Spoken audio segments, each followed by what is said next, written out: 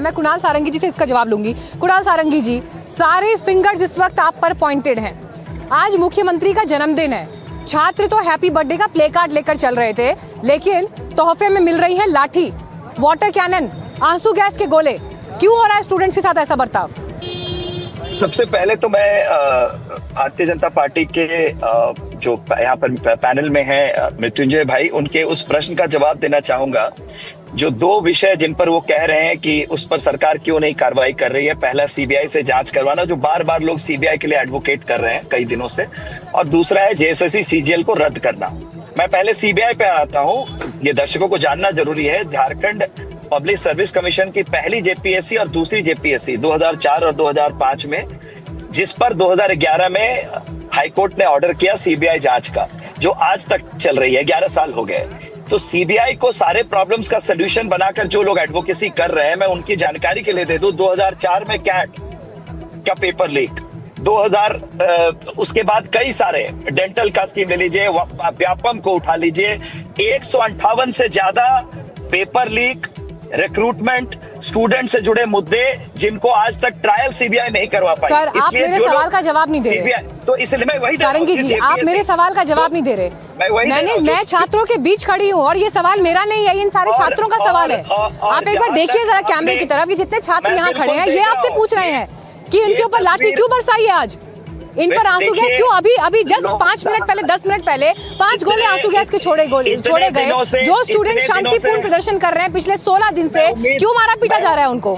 मैं उम्मीद करता हूँ आप वहाँ पर सुरक्षित है। और दूसरी बात है, जिस रिएक्शन की पुलिस की, जिस बात को आप बार बार दिखा रही हैं, सर मेरी चिंता मत करिए आप, मेरी चिंता मत करिए। मुझे यहाँ वो स्टूडेंट्स दिखे हैं जिनके सर पर चोट लगी है, जिनके घुटनों पर चोट लगी है। सर, एक स्टूडेंट मिला मुझे, संदीप मिला मुझे रोते हुए। अभी आप एनडीटीवी पे उसका, संदीप का इंटरव्यू दिखाइएगा।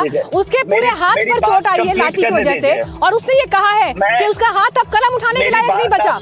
क्या बात कर रहे हैं सर आप? मेरी चिंता छोड़िए, मीनाक्षी खंडवाल का सवाल नहीं है यहाँ पर। संदीप को लाठी क्यों मारी, ये सवाल है। बिल्कुल वही सवाल है। इतने दिनों से लोकतांत्रिक व्यवस्था के तहत जब आंदोलन चल रहा था, क्या किसी ने इन्हें एंटी नेशनल कहा?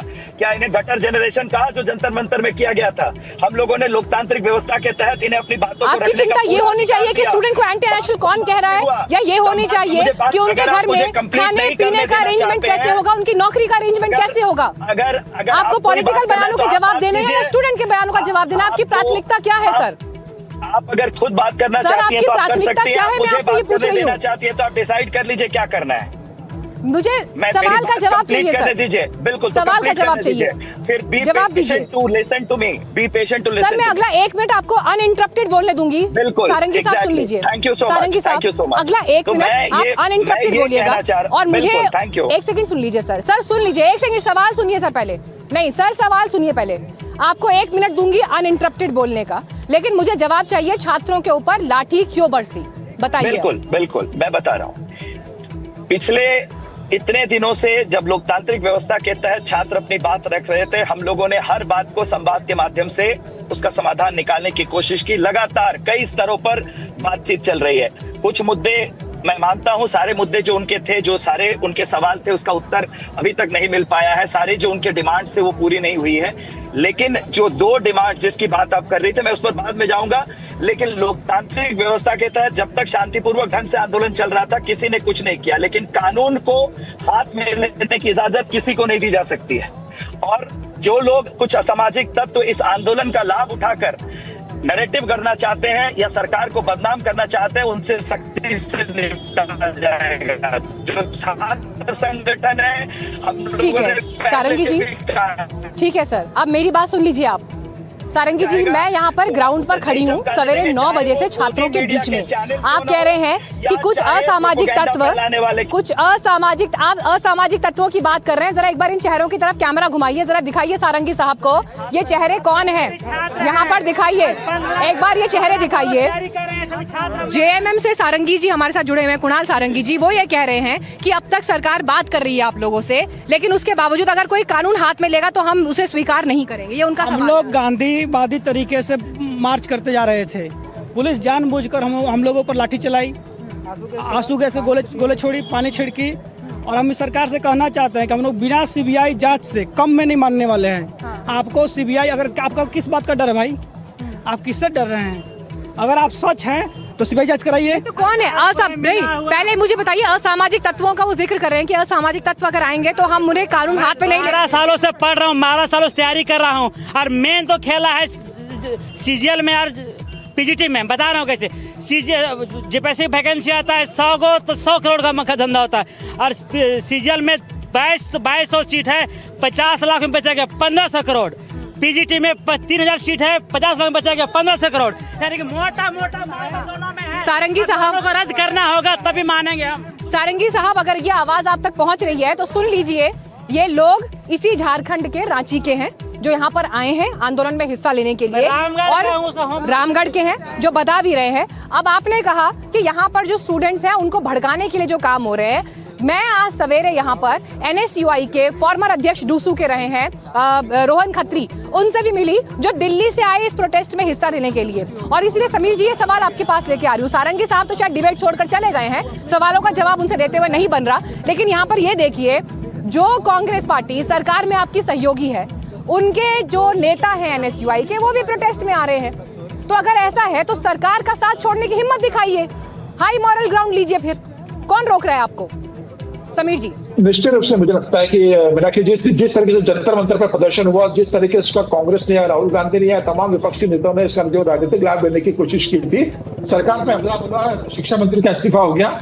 अब जब ये झारखंड में हो रहा है तो मुझे लगता है कि राहुल गांधी को सरकार से बाहर हो जाना चाहिए, अपने मंत्री से कह देना चाहिए कि आप सरकार से बाहर निकलिए, या राहुल गांधी हेमंत सोरेन से बोले कि 24 घंटे में आप छात्रों की सारी बातें मान लीजिए, वरना मैं सरकार से समर्थन वापिस लूंगा। राहुल गांधी ने क्या छात्रों से बात करने की कोशिश की? राहुल गांधी ने क्या दिल्ली से अपना डेलीगेशन छात्रों से बात करने के लिए भेजा? राहुल गांधी इलाहाबाद के अंदर गूंज कार्यक्रम करते हैं, लेकिन राहुल गांधी रांची में छात्रों विधानसभा मार्च पर आपको देखने को मिल रहा है। आज मुझे 9 दिन का भूख हड़ताल में मैं एम्बुलेंस से आया हूं, और स्ट्रेचर में अभी मैं विधानसभा घेराव में उपस्थित हूं, लेकिन सरकार हमारे आवाज को कुचलने के लिए टीयर गैस का, वाटर कैनन का, आंसू गोला का प्रयोग कर रही है, जो निंदनीय है। सरकार डर गई है, कायर सरकार है, और सरकार जब जब डरती है ये पुलिस को आगे करती है, लाठी गोली बंदूक वाटर कैनन का प्रयोग करती है। लेकिन हम लोग देखेंगे सरकार में कितना पावर है इसका, टीयर गैस में हम लोग देखेंगे कितना दम है इसका लाठी में। हम सलाइन चढ़ा के आए हैं महोदय, 9 दिन आगे देख के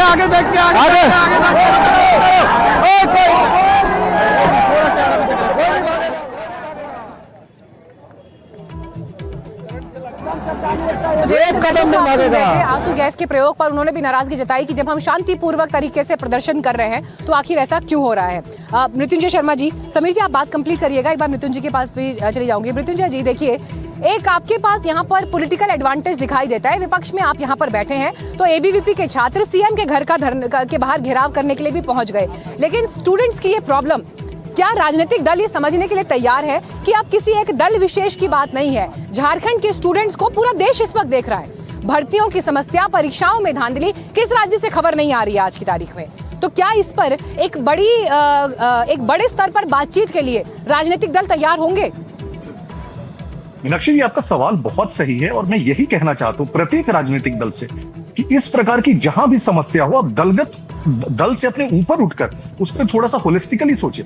जब दिल्ली में प्रदर्शन हुआ, और दिल्ली में जो प्रदर्शन हुआ, ठीक है मैं उसको डिस्क्रेडिट नहीं करना चाहता, फिर भी वो एक ऐसे ग्रुप के द्वारा किया गया जिसका पॉलिटिकल एंटीसीडेंट्स था। सीजेपी थी, वो खुद कम से कम नीट का एग्जाम देके नहीं आए थे। आप जहां पे खड़ी हैं, आप एक बार किसी से भी पूछ लीजिए, उसमें से प्रत्येक बच्चा वहां पे उसने किसी न किसी एग्जाम में उसने अप्लाई किया होगा, उसका एग्जाम दिया होगा, और उसके साथ कोई ना कोई जाति हुई होगी। तो दिल्ली में अगर हम सपोर्ट कर रहे हैं किसी प्रकार के किसी भी प्रोटेस्ट को, इसके इनफैक्ट जब वो पार्लियामेंट के लिए कूच कर जा रहे हैं, पार्लियामेंट से 50 मीटर दूर पहुंच जा रहे हैं, तब भी हम उनको सपोर्ट कर रहे हैं और कह रहे हैं वो सही कर रहे हैं। जब वही बच्चे झारखंड में इतने शांतिपूर्ण तरीके से प्रदर्शन कर रहे हैं, और दूसरा इनकी कोई पॉलिटिकल डिमांड नहीं, यहाँ ना शिक्षा मंत्री का इस्तीफा मांगा, ना मुख्यमंत्री का इस्तीफा मांगा, सिर्फ इन्होंने रिफॉर्म्स की बात की। और दो जो इनफैक्ट जो जिन डिमांड्स की हमने बात की, मैं दोनों को थोड़ा डिटेल बता दूं। ये सीजीएल को क्यों रिजेक्ट करने की मांग कर रहे हैं? क्योंकि सीजीएल ने इनफैक्ट आज ही एक रिपोर्ट आई है कि अभय तिवारी ने सीआईडी को जो अपना वक्तव्य दिया है, उसने खुद बोला है कि सीजीएल के पेपर को उसको बोकारो के क्वार्टर में जाकर रटवाया गया। उसी सीजीएल में अभय तिवारी सेकंड रैंक लेके आता है, उसी सीजीएल के एडमिट कार्ड्स मुख्यमंत्री के करीब विनोद सिंह के यहां से पाया जाता है। तो इस एग्जाम को आप कैसे फिर फेयर मान सकते हैं? क्यों नहीं इसको खत्म कर रहे? और दूसरा सीबीआई की बात, जो कुणाल जी कह रहे थे कि सीबीआई बहुत सारे केसेस को सॉल्व नहीं कर पाई, कोई बात नहीं, लेकिन कुछ केसेस सॉल्व भी कर पाई ना। पिछला नीट देख लीजिए, इस बार का नीट देख लीजिए, अभी के नीट में जो हुआ उसमें इनफैक्ट चार्जशीट हो गया।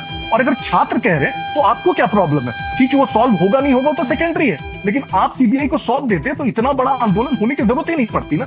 इस आंदोलन को आपने इतना बड़ा क्यों किए हैं यहाँ पे?